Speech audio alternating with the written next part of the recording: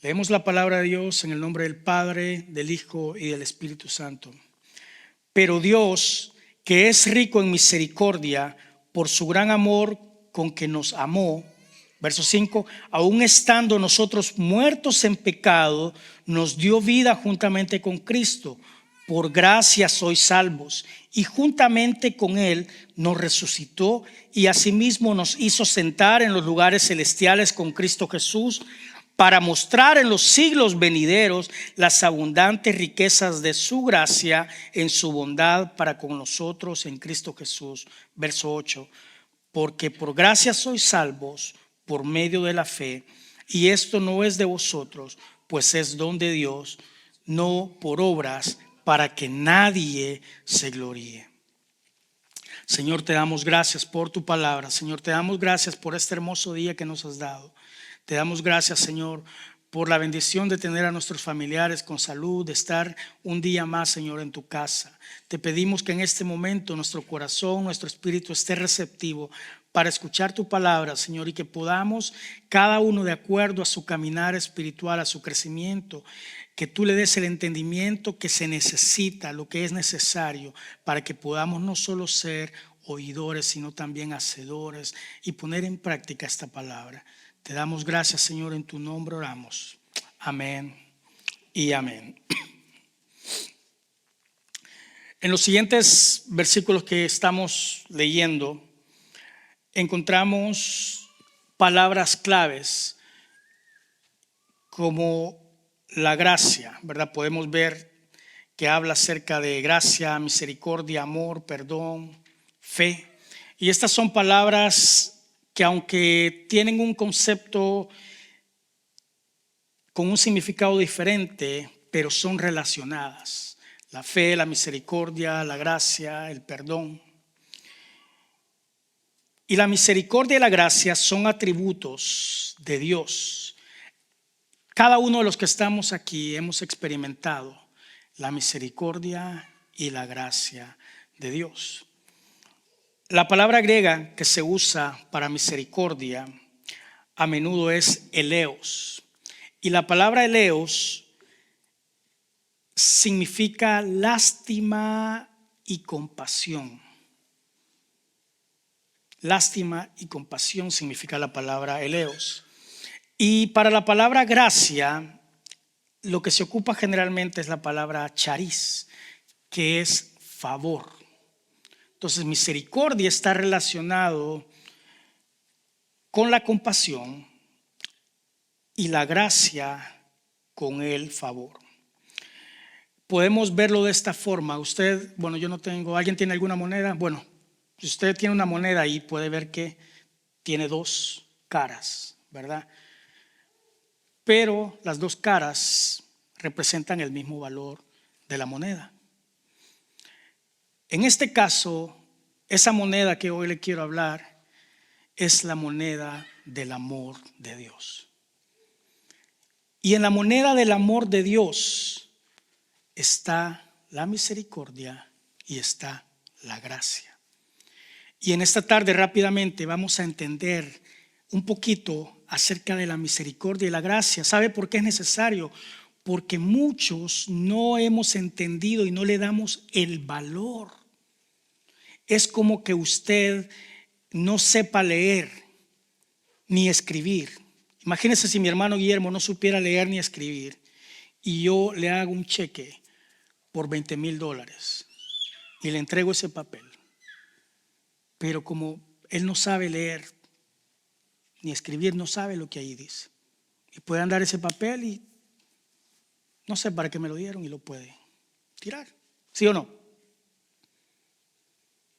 Qué difícil sería, ¿verdad? Que muchas veces por la ignorancia o por falta de no querer aprender, muchas veces desperdiciamos y se van muchas cosas de parte de Dios. Ahora, qué hermoso es cuando usted ya aprende a leer y empieza a entender y usted dice, wow, miren este chequezote que tiene aquí, ¿a dónde nos vamos? Y muchas veces la gracia y la misericordia no la entendemos.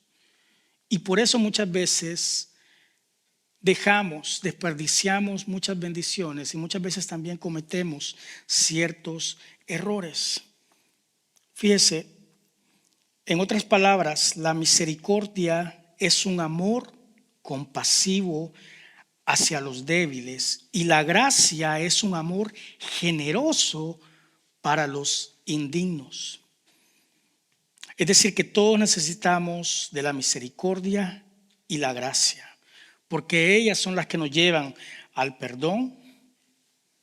Lo que es la misericordia es como abrir la puerta para entrar en el camino del perdón. Y la gracia lo lleva a sentarse a la mesa. ¿Me está entendiendo? La misericordia es prácticamente la puerta que primero se abre para que usted comience a caminar en el perdón. Pero la gracia es esa confianza que alguien le dice, siéntese en la mesa. ¿Quiere algo de comer, algo de tomar? Y usted ya se siente parte. Amén. El propósito y la misericordia. Fíjese, en Juan 8, 1, 11, y yo le voy a pedir que vayamos a ese versículo, a ese capítulo. Juan 8. Vamos a hablar un poco acerca de la gracia y misericordia basado en, creo yo que este es uno de los pasajes donde se puede ver en realidad la gracia y la misericordia en una sola historia. Hay un escritor que dice, la misericordia retiene un castigo que merecemos. La gracia otorga una bendición que no merecemos. En Juan 8, del 1 al 11, usted está familiarizado con la historia, dice, y Jesús se fue al monte de los olivos y por la mañana volvió al templo y todo el pueblo vino a él. Y sentado él, dice que les estaba enseñando. Y entonces, fíjese bien, los escribas y los fariseos, o sea, los que leían la palabra, los que eran estudiados, ¿verdad? Dice que le trajeron a él una mujer que la sorprendieron en adulterio.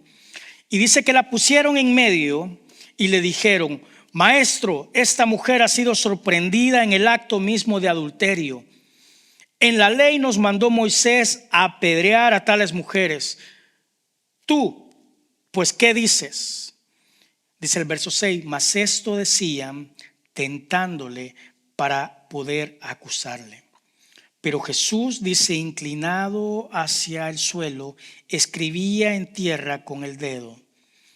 Y como insistieran en preguntarle, dice que se enderezó y les dijo, el que de vosotros esté sin pecado, sea el primero en arrojar la piedra contra ella. E inclinándose de nuevo hacia el suelo, siguió escribiendo en la tierra. Pero ellos, al oír esto, acusados por su conciencia, salían uno a uno, comenzando desde los más viejos hasta los postreros. Y quedó solo Jesús y la mujer que estaba en medio. Enderezándose Jesús y no viendo a nadie sino a la mujer, le dijo, mujer, ¿dónde están los que te acusaban? ¿Ninguno te condenó? Ella dijo, ninguno, Señor. Entonces Jesús le dijo, ni yo te condeno. Vete y no peques más. Una vez más retrocedamos un poco. La palabra traducida por gracia en el Nuevo Testamento en griego es charis, que significa favor, bendición o bondad. La gracia significa que Dios da sin ataduras. El problema está cuando entendemos la gracia como una licencia para seguir pecando. Hay cristianos que creemos que, bueno, donde hay pecado, abunda la gracia. Y como sabemos que Dios es amor y Dios es un Dios perdonador, seguimos intencionalmente pecando o regresando a los mismos hábitos, confiados en la gracia de Dios, que siempre Él va a estar dispuesto a perdonarme, lo dice la palabra, y nos aferramos de eso. Y malentendemos la gracia y pensamos que es una licencia para continuar pecando.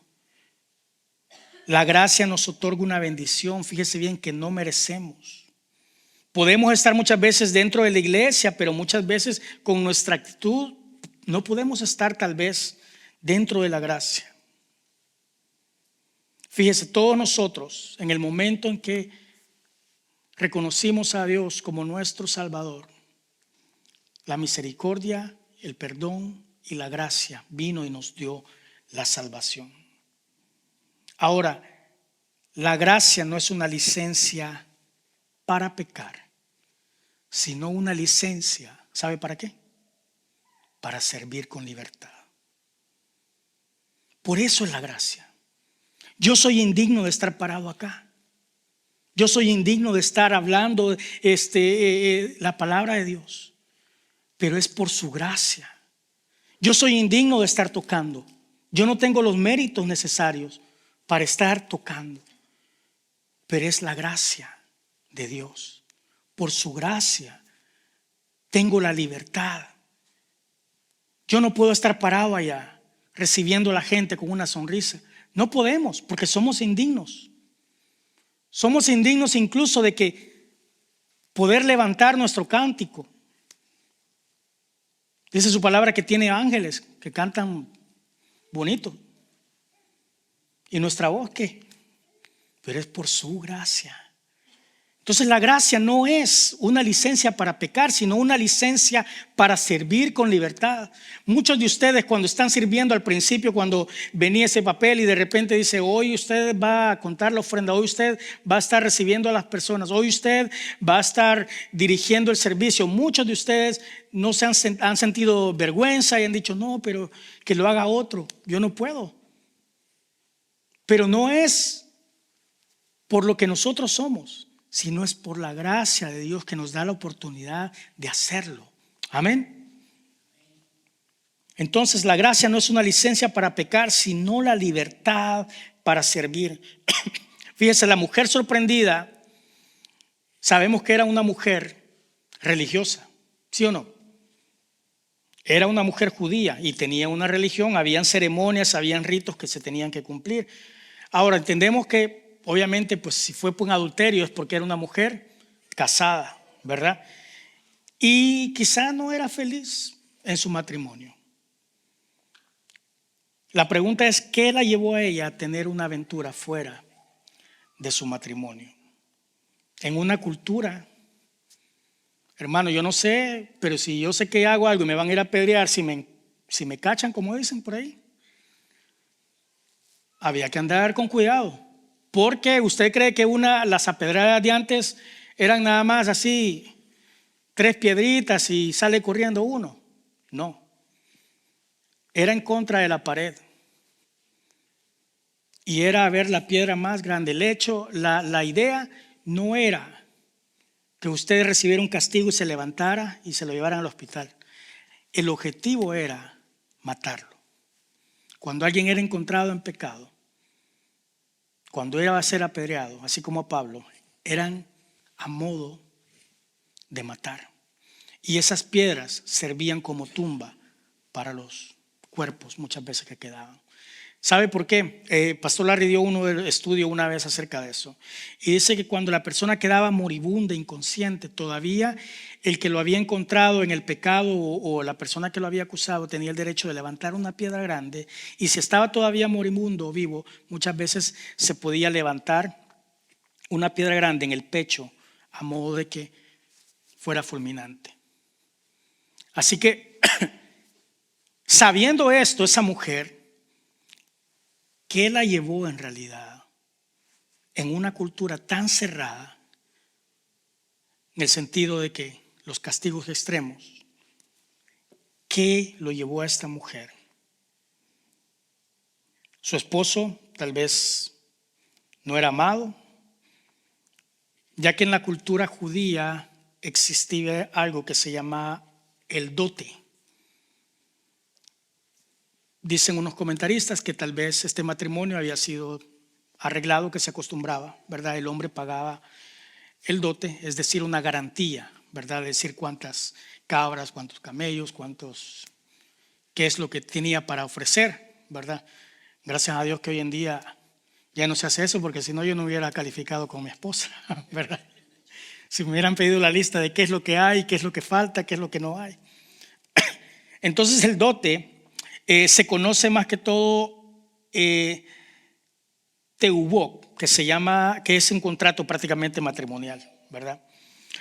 Y posiblemente quizá esta mujer, yo no sé, especulando, tal vez había sido ese matrimonio arreglado. Pero los factores que la hubieran motivado para ser infiel, cualquiera hubiera sido, lo importante es, número uno, que el objetivo de los escribas y los fariseos no era traerle a la mujer. Dice el versículo 6 que era que tentar a Jesús. Cuando Jesús hacía esos milagros y cuando él empezaba a vivir una vida digna y ejemplar, la gente como que le dolía eso. Y el monopolio que ellos tenían en la religión, los fariseos y los escribas, les molestaba. Y andaban siempre detrás de Jesús buscando cómo poder acusarlo, encerrarlo. Y era el objetivo de ellos. Entonces en el verso 6 vemos de que el objetivo de los escribas era tentar a Jesús. O sea, no le importaba la mujer, no le importaba el amante, no le importaba el adulterio, ni la ley de Dios, ni la justicia, no les importaba nada. Lo que quisieron hacer es tentar a Cristo con este acto, porque usted se recuerda que la ley de Moisés ordenaba apedrear a todos los adúlteros, pero el problema era que la ley romana había quitado a los judíos de la jurisdicción para llevar a cabo ejecuciones. Es decir, la ley romana había ya prohibido que empezaran a matar y que había quitado a los judíos, ¿verdad? Excepto el único pecado era profanar el templo. De ahí les habían dicho, la ley romana, ¿sabe qué? Ya no pueden estar haciendo esto, no pueden estar apedreando gente, no pueden estar ejecutando a personas con piedras. La única forma que sí es si esa persona ha profanado el templo de Dios. Entonces había una encrucijada ahí, la ley de Moisés y la ley romana. Yo me preguntaba muchas veces, ¿y por qué solo le llevaron a la mujer? ¿Por qué no llevaron al hombre? Si los adúlteros, pues fueron dos. Y la sorprendieron, dice, o sea, la encontraron con el hombre ahí. Pero solo llevan a la mujer. Y tiene sentido. ¿Por qué solo llevaron a la mujer? En la carrera y en el afán se les olvidó el hombre. Porque no les importaba a ellos presentar el pecado, sino dijeron, vente a la mujer, ¿verdad? Ahorita es cuando agarramos a Jesús en la encrucijada de a cuál ley se va a someter. Ese era el objetivo. Por esa razón no llevan al hombre. Es decir, querían poner a Jesús en una encrucijada. ¿A qué ley se va a someter? ¿A la ley de Moisés? Si se sometía a la ley de Moisés, estaba desafiando ¿qué? La ley romana. Y se iba a convertir en ¿qué? En el cómplice de un delito. Entonces lo podían llevar. Y si se sometía a la ley romana, iban a decir que está violando la ley de Dios. Y se lo iban a llevar también. De las dos formas, fíjese bien. Pero a pesar de todas las irregulaciones, a pesar de todo, podemos discutir por qué, si llevaron al hombre o no, pero los hechos, tristemente, uno es la culpabilidad. ¿Era culpable, sí o no? Hubiera venido el hombre o no, ella era culpable. Fue sorprendida, dice el verso 3. O sea, si nos vamos a los hechos legalmente, el testimonio de los escribas que la mujer había sido sorprendida, ¿era cierto? Sí. ¿Su acusación se basaba en rumores? No. ¿Eran calumnias? No. Se basaba en hechos reales. Había sucedido eso. Y según la ley de Dios, el adulterio era un pecado digno de castigo. Eso lo encuentra en Levítico 20:10, Deuteronomio 22, del 22 al 24. sea, ella sabía que merecía un castigo. En el momento en que la sorprendieron, ella dijo, hasta aquí. Yo escuchaba una llamada de una persona que cometió un crimen, ¿verdad? Y mató a 2 familiares por celos. Y en esa última llamada de la cárcel, está el muchacho, el amor de una madre, ¿verdad? Se oye, mi hijo, mañana te voy a ir a ver a la audiencia. Quiere que le lleve a... No, más, le dice, ¿sabe qué? Yo ya sé lo que me toca, ya.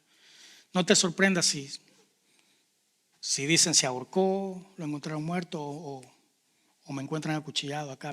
Ya sé a lo que voy, dice, lo que me va a tocar aquí. Ahorita me están reteniendo, pero cuando me pasen, no te sorprendas. Y la mamá, no, hijo, no diga eso, mi hijo, no diga eso. Yo ya sé lo que me toca. Él ya sabía lo que había hecho y estaba consciente.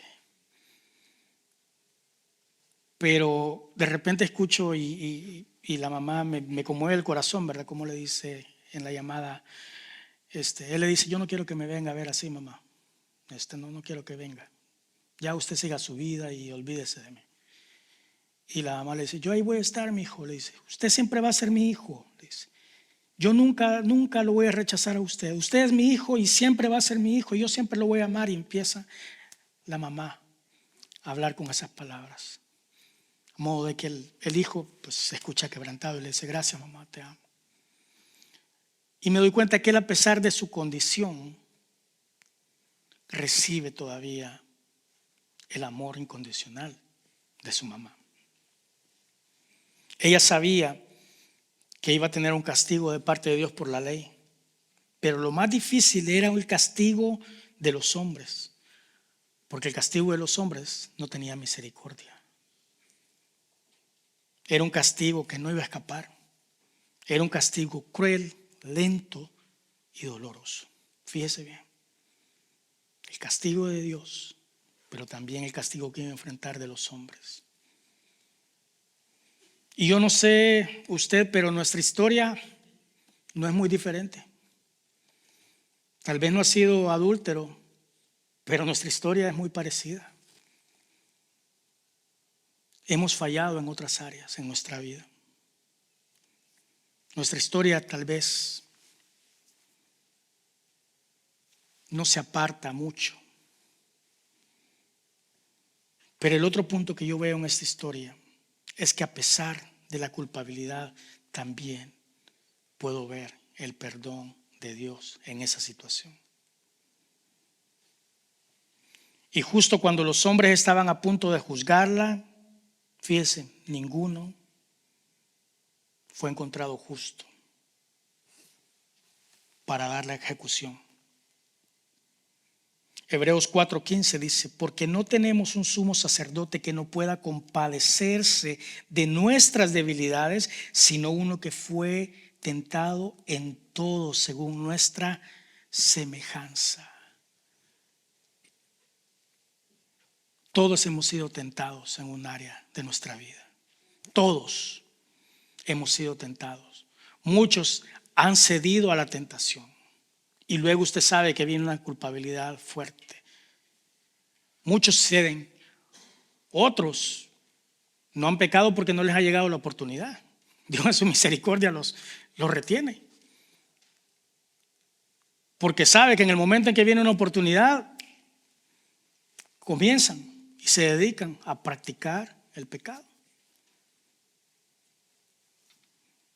Fíjese, cuando todos se fueron, dice que solamente, y esto es bien interesante porque quedó solo uno delante de ella, el que fue tentado en todo. Y es bien interesante porque todos los que acusan, a la hora de la ejecución, ya no queda nadie. Solo queda muchas veces Dios con nosotros. En las dificultades, hermano y hermana, hasta la familia, hasta los amigos se desaparecen. Y queda solo Dios muchas veces con nosotros. La mujer sorprendida no recibió un golpe de una piedra,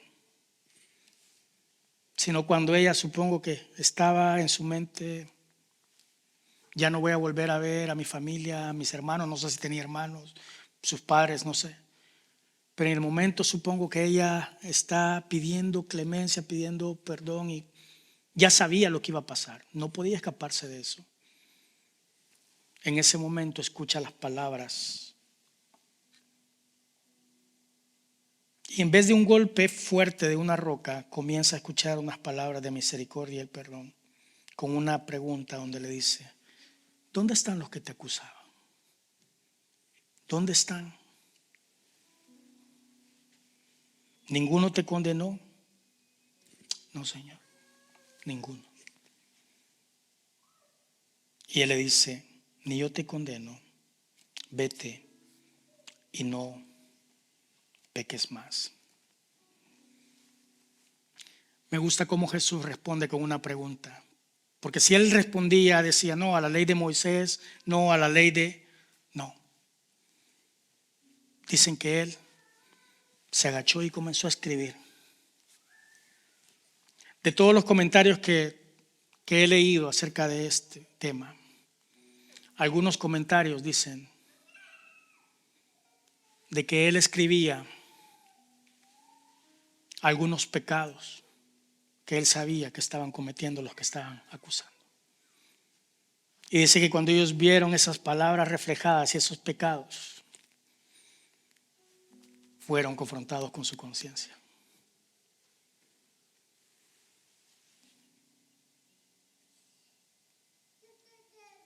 Hoy podemos, en esta tarde, tomar la decisión de recibir ese perdón.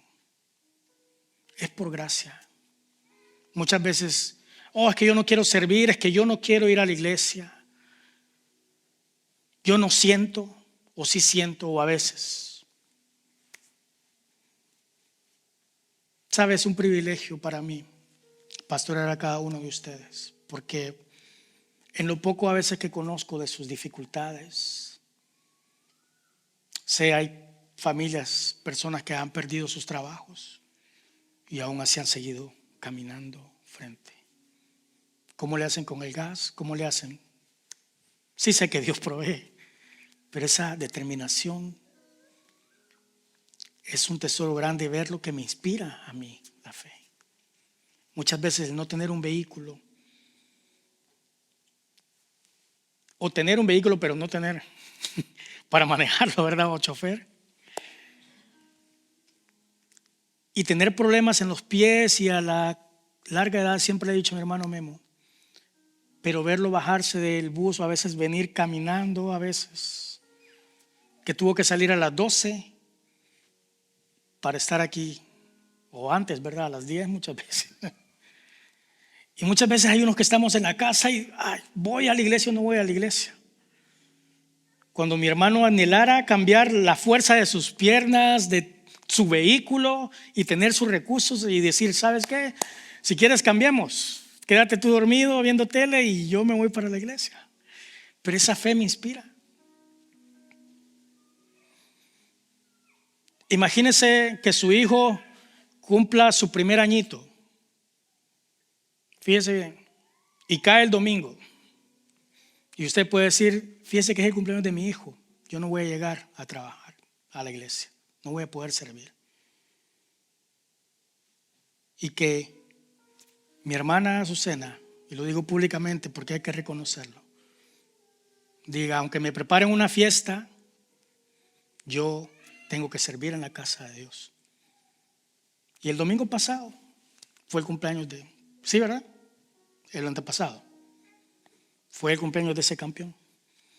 Y dijo, después del servicio y después de servir, hago la fiesta que quiera. Eso inspira mi fe también. Yo no sé si se dio cuenta el día que mi hermano Rubén le entró un pedazo de metal en su ojo. Y con su ojo, el día que le tocaba servir, estar en las primeras impresiones, De repente lo miro con lentes oscuros y digo, ¿qué pasó? Y todavía está bien nublado, ¿verdad? Y me dice, no, pues tengo mi ojo malo. Y le digo, si hubiera quedado en casa, hermano, hubiera hablado. No, me dice, tenemos que modelar, predicar lo que creemos. Mi hermana Edith, cuando falleció el papá, se pudo haber quedado lamentándose ese domingo, pero vino a servir. Mi hermana Rosa, el día de hoy tuvo una situación bien difícil. Sin embargo, yo le dije, hermana, ahorita, primero gracias por venir, por ser fiel. Y le digo, Dios va a obrar. Y yo lo creo. Muchos de nosotros tenemos dificultades, pero hemos entendido que es por gracia. La gracia para poder servir. La gracia que Dios nos da para poder contar del amor y las maravillas de Dios. Amén. Yo le voy a pedir que se ponga de pie en esta tarde.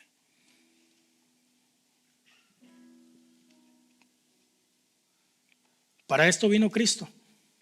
Juan 3:16. Para darnos vida. Mire, usted y yo no podemos hacer nada para ganar más gracia.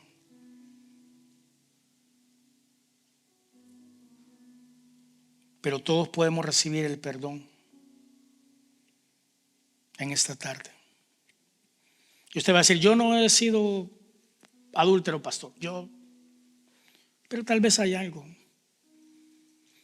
Mire, todos los domingos, desde aquí no se va a predicar algo bonito siempre para que lo haga sentir a usted que también le está yendo y que sigas, tú puedes, sigue adelante, el campeón que lleva adentro. Sí es bonita la motivación. Pero desde este púlpito, cada domingo, usted tendría que ser confrontado con la palabra. Es decir, algo que me lleve y me inspire a cambiar. Y en esta tarde yo quiero que usted se examine en su corazón en qué área, qué tengo que cambiar para poder tener esa libertad de servir con la gracia de Dios en mi vida. La mujer que fue sorprendida merecía la muerte, pero Cristo derramó misericordia y le dio una segunda oportunidad. Le dijo, ni yo te condeno. Usted y yo también somos culpables en una u otra área. Pero hoy tenemos la oportunidad de escuchar las mismas palabras de perdón para nuestra vida. Escuchar esas palabras que digan, ni yo te condeno. Señor, te damos gracias en esta tarde por la confrontación y el entender, Señor, la misericordia y la gracia.